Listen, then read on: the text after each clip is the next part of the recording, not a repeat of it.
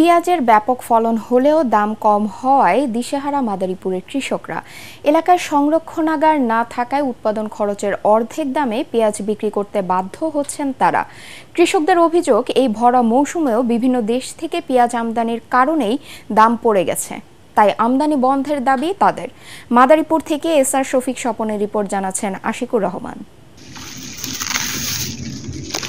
পেঁয়াজ তোলায় ব্যস্ত সময় পার করছেন মাদারীপুরের কৃষকরা। এবছর জেলায় 4065 হেক্টর জমিতে মুড়িকাটা পেঁয়াজ উৎপাদন হয়েছে।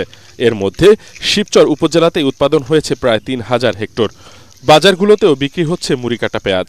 তবে এবছর পেঁয়াজের ন্যায্য মূল্য না পেয়ে দিশেহারা কৃষকরা। উৎপাদন খরচে আমাদের প্রতি কেজি প্রায় 100 টাকা হয়ে গেছে। 32 টাকা 33 টাকা যদি দাম পাই তাহলে এইভাবে তো কৃষক বাঁচবে না। এই সময় ইন্ডিয়ান এলসি আইসা আমাদের পেঁয়াজের যে পরিস্থিতি 30-40 হাজার টাকা বিঘায় উঠবে। সরকার কাছে আমার আকুল আবেদন, যাতে অন্তপক্ষে 2 মাস বন্ধ না আসে, তাহলে আমরা একবারে বিয়ে মাটিতে হয়ে যাবো। সার, বীজ, কীটনাশক, দিন মজুর, জমি চাষসহ বিঘা প্রতি 1 লাখ থেকে 1,20,000 টাকা খরচ হয়েছে কৃষকদের।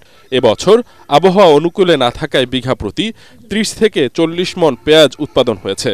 সেই হিসেবে 1 মন পেঁয়াজ উৎপাদনে খরচ পড়েছে প্রায় 4000 টাকা। আর সেখানে 1 মন পেঁয়াজ কৃষক 1400 থেকে 1600 টাকায় বিক্রি করছেন। কৃষক ন্যায্য দাম পায়, কৃষক আমাদের বাঁচিয়ে রাখতে হবে, প্লাস জনগণকে আমাদের কম দামে খেতে খাওয়াতে হবে, দুটাই বিবেচনা করতে হবে। মুড়িকাটা পেঁয়াজ সংরক্ষণের জন্য এ অঞ্চলে নেই কোনো সংরক্ষণাগার। আর কৃষকের আগাম পেঁয়াজ ওঠার মৌসুমেই ভারতসহ বিভিন্ন দেশ থেকে পেঁয়াজ আমদানি করছে সরকার। এতে ধস নেমেছে দেশীয় পেঁয়াজের বাজার মূল্যে, এমনটি বলছেন সংশ্লিষ্টরা। উৎপাদন যথেষ্ট ভালো, কৃষকেরা আশানুরূপ ফলাফল পেয়েছে এবং আমরা মনে করি সারা দেশে পেঁয়াজের যে চাহিদা, সেই চাহিদা পূরণে মাদারীপুরের কৃষি একটি গুরুত্বপূর্ণ ভূমিকা পালন করবে। চরম লোকসানের আশঙ্কায় দিশেহারা হয়ে পড়েছে কৃষকরা। দ্রুত পেঁয়াজ আমদানি বন্ধের দাবি তাদের। একই সাথে দক্ষিণাঞ্চলে পেঁয়াজ সংরক্ষণাগার নির্মাণের দাবি তাদের।